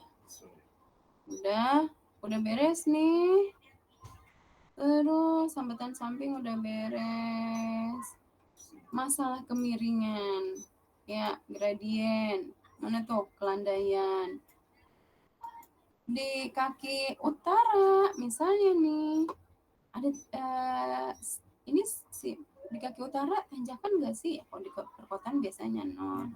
Di kaki selatan ada tanjakan nggak sih atau turunan nggak sih? Gitu ya, 0.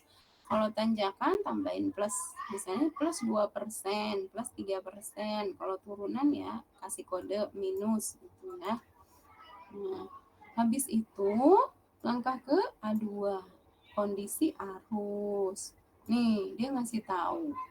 Untuk ngerjain langkah A2, formulir kerjanya adalah formulir SA2. Ya udah teman-teman ke SA2 gitu ya untuk ngerjain langkah selanjutnya. Gitu. Sama kayak tadi tipsnya, dikerjain per kalimat-kalimat. Ya, di sini kan udah nginput data arus lalu lintas ya. Oleh-oleh dari surveyor nih udah mulai di input. Ya, arus lalu lintas per jenis kendaraan, bermotor dan tak bermotor. Ya, arus MP, mobil penumpang, arus KB kendaraan berat. Ya, itu kan KB kan. Maka EMP yang tadi, kalau tadi ada yang perhatikan, tabel EMP itu bukan KS, tapi KB. Terus arus SM, sepeda motor. Terus arus kendaraan tak bermotor. Ya, yang oleh-oleh ini pasti kendaraan berat. Nih, nah ini nih oleh-olehnya nih. Dari surveyor yang warnanya ungu, 4 pila 680, 257. Oh ya, tulis dulu ya EMP-nya ya, mobil penumpang 1, kendaraan berat. Ya kan? Kendaraan berat EMP-nya berapa? Pas terlindung, pas terlawan. Ya, sepeda motor berapa gitu ya. Terus seperti biasa habis itu tinggal dikaliin aja, ini kali ini kali ini gitu ya. Ini kali EMP-nya ini kali EMP-nya ini gitu ya. Udah sama tuh. Nah, udah kelar. Ini juga tadi udah kelar kan, berarti konversi arus ke dalam SMP per jam. Nah, habis itu lanjut lagi ke perintah selanjutnya. Hitung rasio arus kendaraan belok kiri dan rasio arus belok kanan untuk masing-masing pendekat. Ingat ya, kata-katanya untuk masing-masing pendekat. Gitu. Kalau untuk masing-masing pendekat berarti ngitungnya cuma 4 kali. Kalau simpang 4. Rasio arus belok kiri untuk utara, ya, untuk selatan, untuk timur, untuk barat. Rasio belok kanan utara, selatan, timur, barat. Rumusnya ini. Ya, pokoknya asal ngikutin bagian prosedur ini nih, teman-teman tuh nggak nyasar. Oke, habis itu lanjut ke kalimat selanjutnya. Hitung rasio kendaraan tak bermotor. Ya, ini kan kendaraan tak bermotor nih. Kendaraan tak bermotor, ya. Ya, ini total kendaraan tak bermotor. Ya, habis itu dihitung rasionya. Udah gitu. Pokoknya nggak akan nyasar ya di jam 9.13. Habis itu langkah A3, kriteria desain. Nih. Kriteria desain umum yang digunakan adalah DJ. DJ yang paling umum adalah kurang dari 0,85. Ya. Udah itu aja. Terus kita lanjut lagi dulu. Langkah B, menetapkan penggunaan isyarat, fase sinyal. Ya, lihat gambar 1221 sampai 1223. Katanya. Tuh. Ya. Tuh. Nah, jadi tipsnya itu ya, karena ini waktunya belum absen ya, sudah 9.13. Tips dari saya itu, ketika teman-teman tuh ngerjain ruas ataupun simpang, buka bagian prosedur, ikuti perintahnya kalimat per kalimat. Ya, ingat tuh ya, bagian prosedur. Bagian prosedur tuh setelah teori gitu. Udah, ini kalau diikutin apa namanya tuh nggak bakalan nyasar. Nah, kalau kita lihat nih, balik lagi nih, kalau di RPS itu kan teman-teman sebenarnya apa namanya, turun ke jalannya kelompok itu ke simpang di RPS. Tapi bayangkan ya teman-teman, kalau teman-teman itu mengkajinya simpang, hal yang harus disurvei itu banyak ya, ngukur lebarnya banyak, apa namanya, traffic countingnya tuh banyak banget, ya kan? Nih ya, harus ada yang memperhatikan belok kiri jalan terus atau belok kiri saja, ada yang memperhatikan lurus, ada yang memperhatikan belok kanan di satu pendekat. Teman-teman harus perhatikan pendekatnya Kalau simpang 4 ya 4, kalau simpang 3 ya 3. Nah, ya kan? Ya namanya survei kayak begini nih teman-teman, survei traffic counting, ini nggak boleh dibedain hari. Ya, hari ini si A sama si B ya yang turun ke jalan. Si A ngukur arus yang belok kiri jalan terus, si B ngukur yang lurus. Nah, besoknya baru nih turun lagi, ngitung yang belok kanan. Nggak boleh. Ini tuh harus dalam 1 saat. Ya, ya kan? Nah, tuh apa-apa ini ya geometrinya diukur-ukur. Oke, kalau ngukur geometri di hari yang berbeda nggak apa-apa gitu ya, tapi ngukur arus itu tuh harus di hari yang sama. Nah, opsinya makanya kemarin saya bilang udahlah nggak apa-apa, saya ngelanggar aja nih walaupun RPS-nya simpang, tapi saya bilang teman-teman ruas aja nggak apa-apa, mau ruas perkotaan kek, mau ruas luar kota kek, nggak apa-apa dah, terserah gitu ya. Tapi saya akan berterima kasih banget kalau dari sekian banyak kelompok ada kek satu yang men-challenge untuk ngerjainnya simpang, ya, supaya paling nggak saya nggak salah pelanggaran nih, ibarat kata jangan kartu merah gitu loh, kartu kuning gitu kan kalau ketahuan sama prodi, ya nggak apa-apa. Kalau ada yang mau ngerjainnya simpang boleh patungan, ya boleh patungannya gimana, boleh patungan 2 kelompok atau patungan 4 kelompok, boleh deh 4 kelompok. Kelompok 1 survei di utara, kelompok 2 di selatan, kelompok 3 di timur, kelompok 4 di barat, itu boleh. Atau 2 kelompok deh, utara, selatan, timur, barat gitu ya. Oke. Nanti yang ngerjainnya simpang, nilainya ditambahin pastinya, dibedain gitu ya. Nah, tapi resikonya kan kalau patungan kan datanya endingnya sama. Kan? Kan sama lah dapat angkanya. Ngerjainnya sama lah, akhirnya nih sampai ke belakang-belakangnya sama semua. Ya udahlah, nggak apa-apa. Yang penting paling nggak ada aja yang ngerjain ya, jangan salah Bang. Mudah-mudahan ada. Tapi kalaupun nggak ada ya udah deh, nasib gitu kan. Nasib saya deh itu. Nah, oke, gitu kan. Oh ya, terus juga kalau di kelas yang lalu ada yang nanya begini, Bu boleh nggak turun ke jalan? Boleh, nggak turun ke jalan teman-teman. Ini kan teman-teman udah era teknologi canggih. Kalau zaman saya kuliah mah berapa puluh tahun yang lalu ya emang satu-satunya cara turun ke jalan. Tapi kalau yang punya akses ke apa-apa CCTV di jalanan, silahkan. Misalnya ada yang kerja di manajemen tol, atau kalau dulu tuh teman saya ada yang kerja di Mabes Polri yang NTMC ya, nah udah tuh dia di areanya dia tuh panel besar-besar, bisa lihat ruas manapun, simpang mana. Oke, nggak apa-apa, yang penting teman-teman tuh harus ceritain di laporannya prosedur dapetin ininya ya, mau manual turun atau pakai teknologinya apa gitu ya.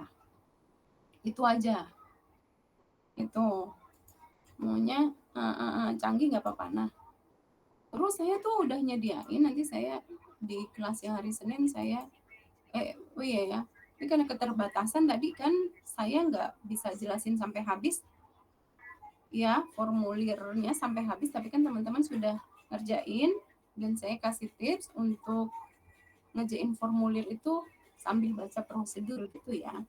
Teman-teman jangan sedih, karena sebenarnya memang di RPS itu kan kalau kita buka RPS-nya teman-teman itu ada kewajiban BM, belajar mandiri. Saya lupa berapa menit, kalau nggak salah 60 menit. Nah, jadi kayak begini nih contoh-contoh soal atau apa yang tidak bisa habis banget ya. Di situlah teman-teman kaji sendiri. Ya, di pun memang ada BM, belajar mandiri.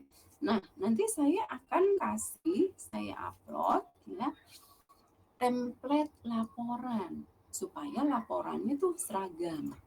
Ya, hal yang harus ada ini loh, gitu ya.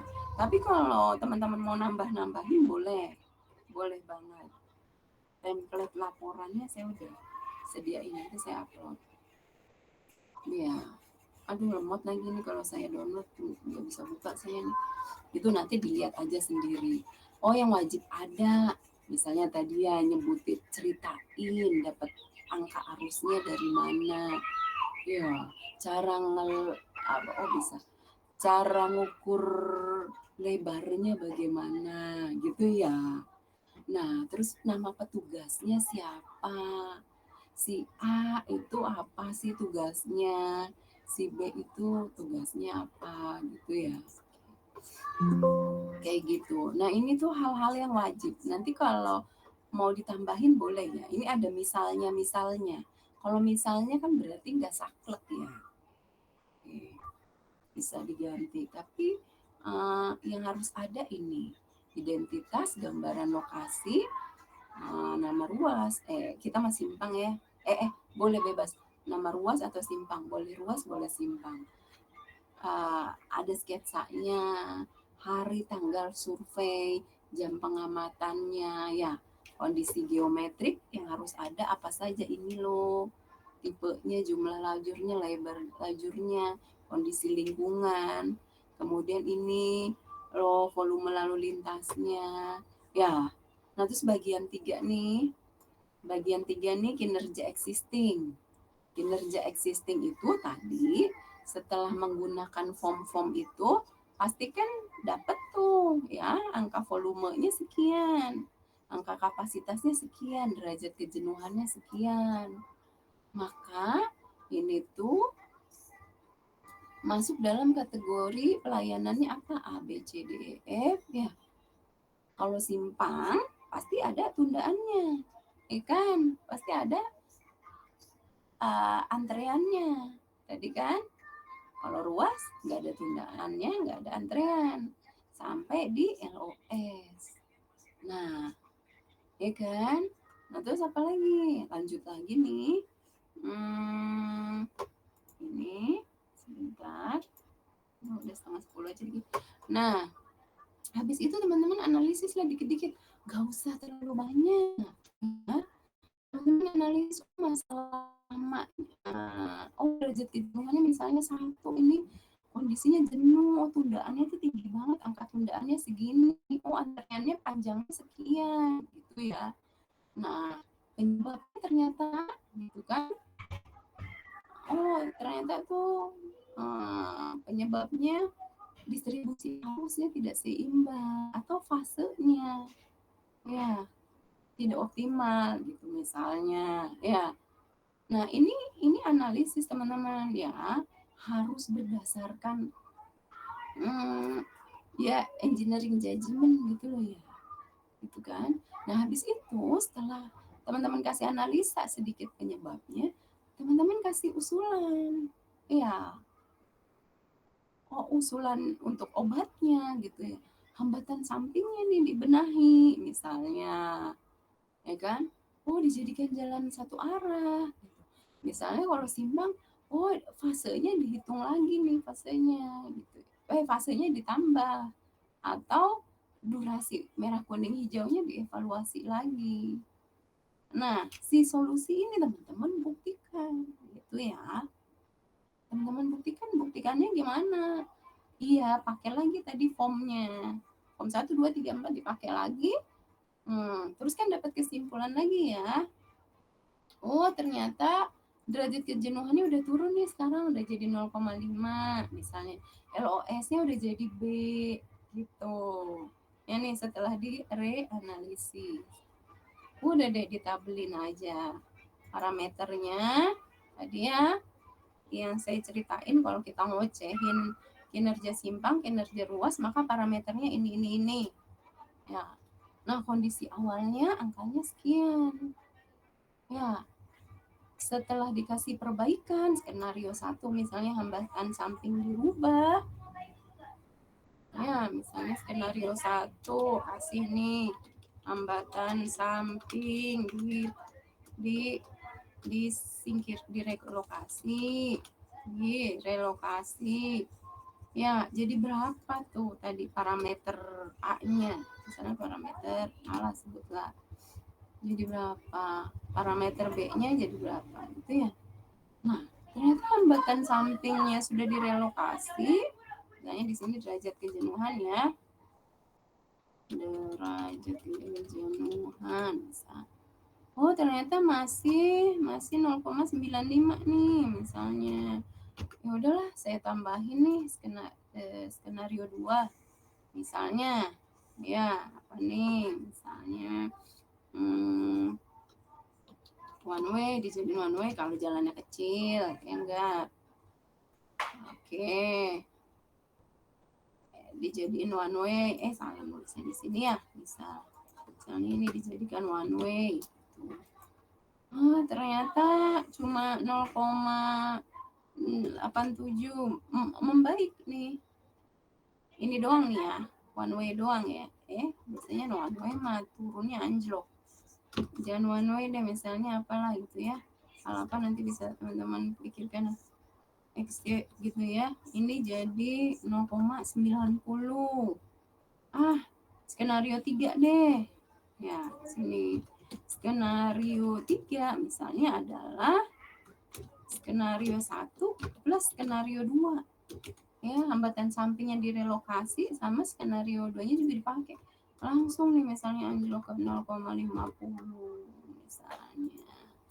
Ya, berarti derajat kejenuhannya membaik atau turun. Gitu. Udah. Ya, kasih tulis sedikit efektivitas solusinya. Ternyata misalnya kalau skenario aja yang dikasih tidak terlalu efektif, tapi kalau skenario 1 dikombin dengan skenario 2 jadi efektif banget gitu ya. Alasannya apa? Ini loh alasannya, buktinya derajat kejenuhannya turun ke angka sekian. Kalau penutup kesimpulan aja sama saran. Lampirkan form TKJI kondisi awal ya, yang existingnya yang belum dikasih obat ya. Ini form TKJI yang usulan perbaikan. Nah, itu dia yang harus ada. Teman-teman mau tambahin ekstra-ekstra lain nggak apa-apa.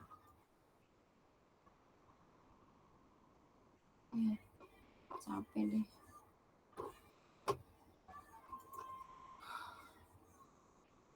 Mudah-mudahan gak ada yang bingung ya teman-teman semua. Jangan ada yang bingung. Nanti namanya juga mahasiswa, siswa yang udah mahal ya, harus banyak belajar mandiri. Kalau belajar di hari kerja begini teman-teman tuh nggak fokus karena sambil di kantor, terus sambil dalam perjalanan pulang, sehingga ocehan saya tuh ocehan saya tuh nggak didengerin. Gak apa-apa, asalkan teman-teman pas lagi ada waktu luang belajar, boleh dari media apapun, belajar dari YouTube atau nanya sama temennya gitu ya.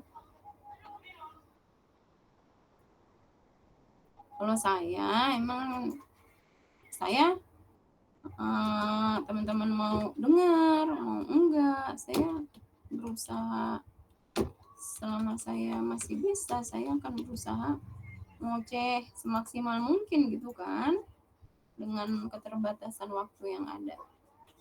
Tapi teman-teman bisa mendengarkannya dengan maksimal atau enggak kan, namanya juga sambil kerja ya. Tapi pesan saya yaitu tadi, kalau nggak bisa maksimal belajarnya pas di hari kerja, tambahin belajarnya. Gimana ada caranya? Tambahin belajarnya ya, dari YouTube kayak dari apa gitu.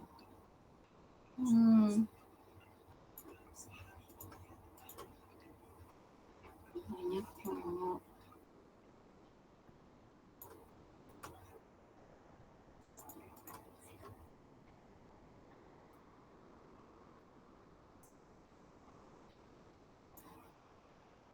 Oke. Salah ya, add session. Oke, ini balik lagi begini. Siap-siap ya. Mau di absen. Ya, tadi Saka, jangan lupa ya bantuin itu ya. Itu namanya bantuin. Dua kali bantuin screenshot. Delete ya. Ayo, install dulu.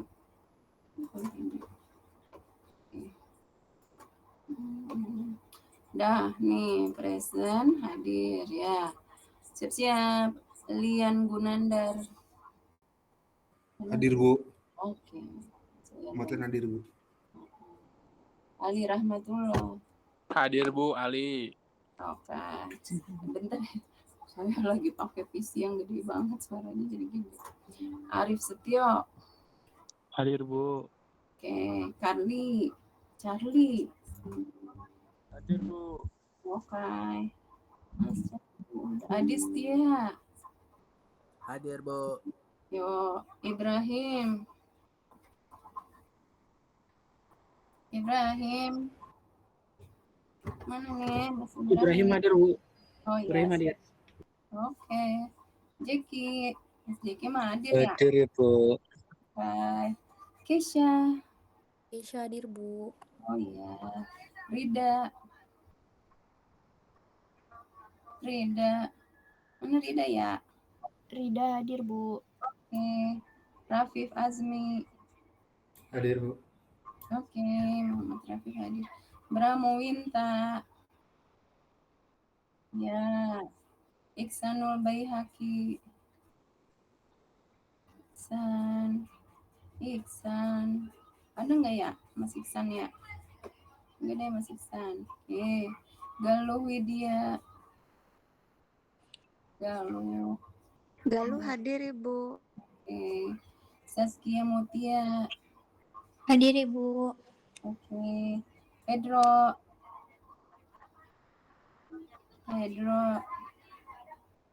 Enggak deh Pedro ya.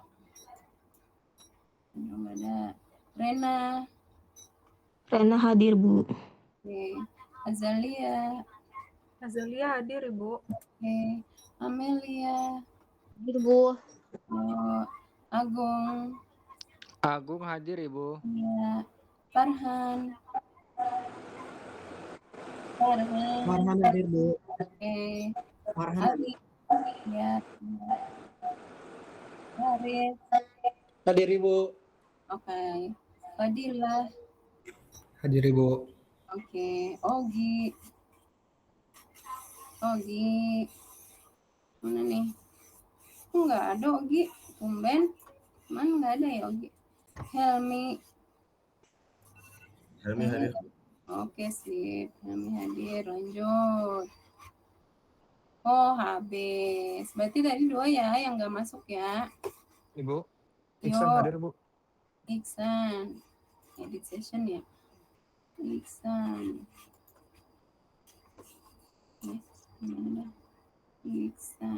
Iksanul Baihaqi ya. Betul Ibu. Berarti Pedro doang nih yang nggak ada. Pedro kemana Pedro? Mau Gi? Nggak ada ya? Pedro sama.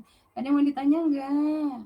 Mudah-mudahan udah dapet ya teman kelompok sama ruas atau simpangnya ya. Gitu tuh Bu, pokoknya. saya mau nanya Bu. Yuk. Untuk kita surveinya ke lapangan itu ada tata caranya nggak sih Bu? Kita harus videoin berapa lama, terus dihitung pakai aplikasi apa gimana Bu? Nah, kalau masalah jamnya, ya teman-teman cluenya lihat di contoh soal kalau masalah jamnya, ya kan? Di contoh soal tuh cluenya kan biasanya ada nih di contoh soal. Jam puncak, gitu. Berarti cluenya kalau di contoh soal menyatakan kayak begitu, ya enggak? Oh, surveinya pas di jam puncak. Jadi baiknya survei pendahuluan dulu, jam puncak pagi nih kalau di simpang ini tuh jam berapa ya gitu. Jam puncak sore jam berapa ya gitu. Tapi kalau skripsi nggak boleh ya begitu. Kalau skripsi itu Iya boleh sih survei pendahuluan kayak begitu tuh. Cuman surveinya jangan plek 1 jam doang kalau skripsi. Misalnya nih, oh sudah survei pendahuluan, oh ruas ini tuh jam puncaknya 6:30 sampai 6:30 gitu ya. Udah 1 jam doang, kalau skripsi nggak boleh. Nah, kalau ini teman-teman perlunya itu lihat di contoh soal. Gitu kan.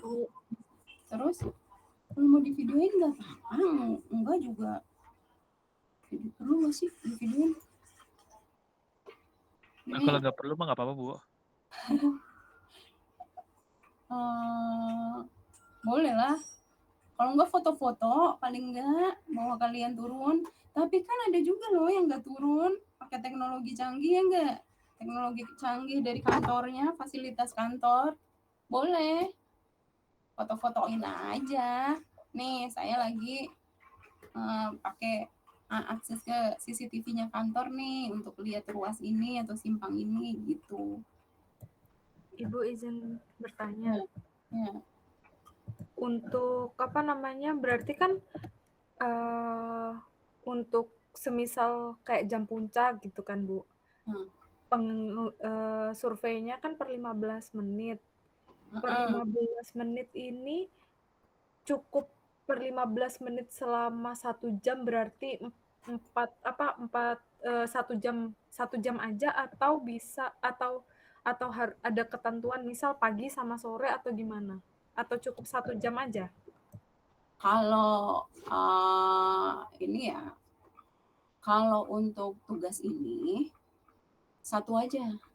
Misalnya maunya jam puncak pagi ya udah, jam puncak sore ya udah, jam puncak sore gitu ya. Terserah teman-teman. Tapi kalau skripsian itu biasanya teman-teman tuh harus ambil jam puncak pagi, siang, dan sore. Nah, nanti di hari itu, kalau skripsian kan kadang-kadang nggak boleh 1 hari ya, 3 hari nih. Nanti dari semuanya tuh dilihat mana yang paling tertinggi, itu data yang dipakai untuk olah selanjutnya. Gitu. Oke? Tapi kalau untuk tugas ini cukup seperti contoh soal aja. Ya, mau puncak pagi, puncak sore, terserah. Nah, nih teman-teman kalau mau baca nih, nah ini nih. Kayaknya pernah saya kasih lihat deh di kelas ini atau mana ya. Survei traffic counting punyanya PU. Pedomannya tuh saya punya, cuma di laptop saya yang lagi rusak nih ya. Ntar ada deh. Traffic counting. Pedoman, ini lemot ya. Pedoman traffic counting punyanya PU. Udah lama deh. Cuma itulah pada intinya mah. Per 15 menitan aja, walaupun ntar endingnya di total ya. Lemot. Ada lagi nggak?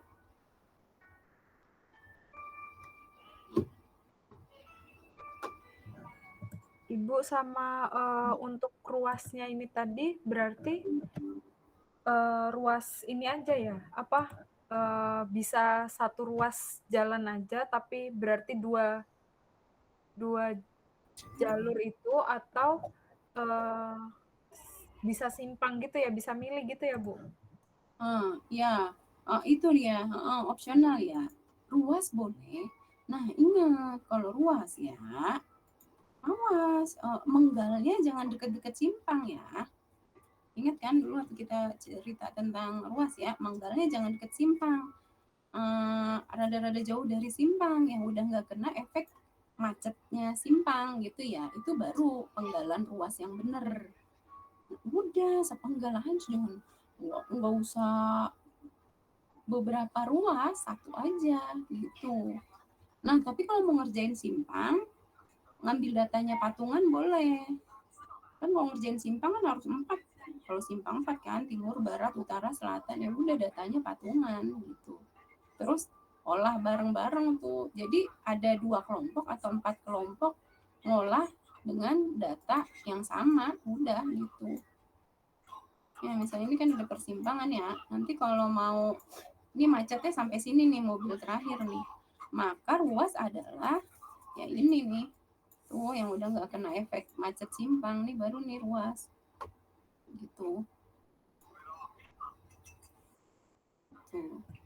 Berarti Tapi kalau ruasnya ruasnya itu motong di simpang nggak bisa ya, Bu? Soalnya kalau misal ada CCTV nih cuman bisa ngelihat di dari ujung gitu loh, Bu.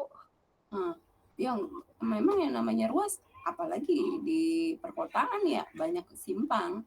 Pasti ini kita menggal dari simpang. Pasti ini penggalan dari simpang kalau di perkotaan kan. Cuma ya gitu, cara nentuin penggalan yang benar adalah ketika simpangnya lagi macet, dia macetnya tuh sampai di mana. Kalau macetnya cuma sampai sini, maka boleh nih kita penggalnya dari sini ke sini gitu. Dan sampai keburu ketemu simpang lagi nih di belakangnya. Itu yang benar, teori yang benarnya begitu. Cuman realitanya kadang-kadang kita susah nih nentuin dapatnya nih yang kayak begini. Kecuali kita dapat nih ya ruas yang lurus banget, jauh banget dari persimpangan. Kayak di deket ini apa tuh? Itu loh, Cin, kementerian mana sih yang deket Ragunan tuh, jalan raya gede. Kementerian Kehutanan ya, jalan rayanya tuh yang di depan itu yang gede banget kan, antar simpang satu dan simpang lainnya jauh-jauh banget ya.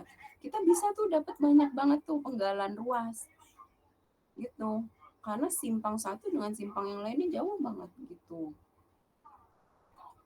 ya. Ada lagi nggak? Itu teori yang benar ya, cuman ini kan tugas saya doang sih sebenarnya ya. Kalau nggak bisa dapat banget penggalan ruas yang sesuai, yang ideal ya udahlah gitu kan ya. Asal pas skripsian jangan kayak gitu, itu aja ya. Izin bertanya Bu. Jadi penggalannya itu ada minimal berapa meter kah dari persimpangannya? Enggak.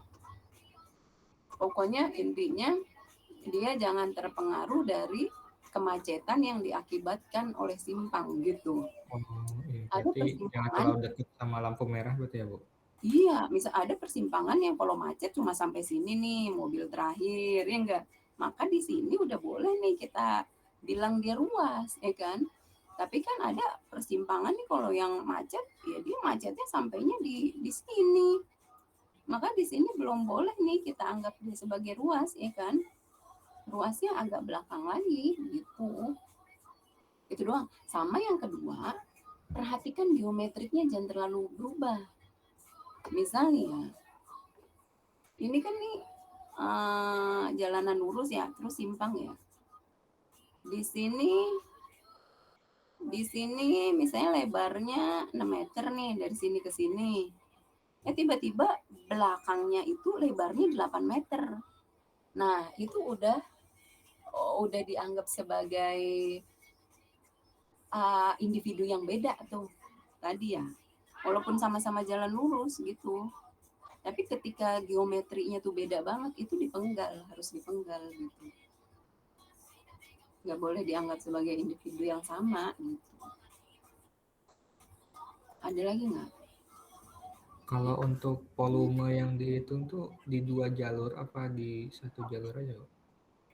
Nah, itu dia. Kalau di PKJI ruas gitu kan, kalau teman-teman perhatikan ada kalimatnya. Ya, tergantung tipe jalannya, ada median apa enggak gitu ya. Nanti dilihat lagi contoh soalnya. Karena tipe jalan yang ada mediannya gitu kan akan diberlakukannya beda dengan tipe jalan yang enggak ada mediannya. Median tuh yang di tengah jalan gini loh ya, ditinggiin. Ya, yang kalau ada mediannya, maka arah 1 dan arah 2 dianggap sebagai individu yang beda. Ini arah sana, ya kan? Ini satu individu yang beda. Ini arah sini, ya kan? Nah, ini tuh teman-teman mengkajinya nggak boleh dicampur. Kajinya nih kalau kayak begini ini 2 kajian. Arah 1, arah 2. Ya kan? Tapi kalau jalan yang kecil nggak ada mediannya gitu kan ya. Nanti dilihat-lihat lagi contoh soalnya, maka ini adalah satu individu yang sama. Nah, kalau teman-teman dapat ruasnya di jalan yang gede, terus ada ada mediannya. Teman-teman nggak usah repot ngerjain 2 kali, 1 aja. Ya, misalnya ruas jalan Sudirman, Jenderal Sudirman ya, kilometer sekian, arah misalnya gitu ya. Arah misalnya mana Blok M sini gitu. Itu aja, arah berlawanannya nggak usah. Ntar ngerjain 2. Itu ya. Lihat deh di contoh soalnya. Kecuali ya itu. Oh, berarti Dua-dua kalau udah. nggak ada mediannya dia harus dihitung 2 arah berarti ya, Bu? Kalau nggak ada mediannya itu dia sebagai satu individu Berarti sebenarnya. arah yang berlawanan tetap dihitung. Iya sebagai dong. polume. Ini contohnya nih, kalau ngelihat contohnya tuh yang 22 UD gitu. Ya, 22 UD makanya ngerjainnya kan simpel banget tuh. Biasanya dosen-dosen kalau lagi UTS atau UAS nggak mau tuh ngasih soal yang 22 UD gitu. Karena misalnya ya 4, 2, D, itu cara ngerjainnya langsung beda banget nih. Iya kan? Malah ada angkanya kan yang harus dikali. Ada yang enggak. Gitu kan? Angka kapasitasnya beda. Kapasitas dasarnya gitu kan. Nah, ini nih jebakan-jebakan nih. Kalau teman-teman nggak baca notes-notes di bawah tabelnya, di bawah tabel kapasitas dasar gitu-gitu, udah salah semua. Pas belajar di rumah contoh soal 22 UD, pas UTS 42D yang keluar, pasti total salah ngerjainnya gitu. Biasa itu biasa. Oke. Jadi tipsnya nanti pas udah ketemu nih ya, tipe jalannya, misalnya tipe jalannya 42D, ada mediannya ya di tengahnya ya, teman-teman langsung kerjainnya, cari contoh soal yang 42D gitu. Di PKJ itu nggak salah contoh soal yang 62 juga ada, one way juga ada deh kalau nggak salah ingat ya. Ada lagi nggak? Ada nggak yang tertantang pengen ngerjain simpang, patungan boleh ya. Terus temennya nih yang di kelas hari Senin tuh ada yang punya fasilitas CCTV, bisa ngeliat beberapa ruas simpang, cuma saya lupa namanya. Nanti mau pakai fasilitasnya dia juga nggak apa-apa loh, cuma yang penting areanya dibeda-bedain gitu ya. Udah. Ya udah, kalau nggak ada yang mau nanya lagi ya bubaran kita ya, tidur. Kalau udah ya sudah teman-teman. Mana tuh? Belum ya. Sampai ketemu lagi minggu depan. Teman-teman jangan bingung. Selamat istirahat sekarang ya. Saya akhiri. Assalamualaikum warahmatullahi wabarakatuh. Selamat malam semuanya. Waalaikumsalam warahmatullahi wabarakatuh. Terima kasih, Bu. Terima kasih.